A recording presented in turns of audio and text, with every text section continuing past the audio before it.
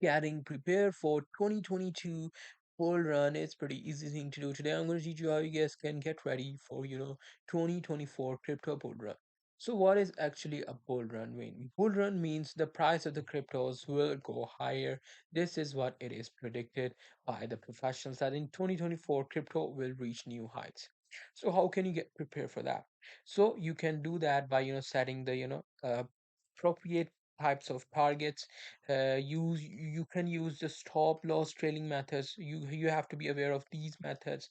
You just have to know that you can't make money with one coin. You just have to diversify your portfolio, which means invest in multiple coins, take partial profits.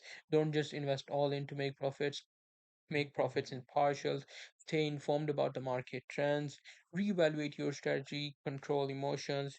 Controlling emotions is so crucial. Consider tax implications and secure profit by diversifying into stable assets.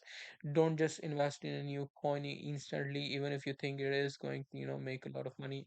This can cause you loses a lot of money. So I would suggest you invest in more stable assets. So that's pretty much it. That's how you can get prepared for, 2024 crypto bull run. Hope you guys find this video helpful.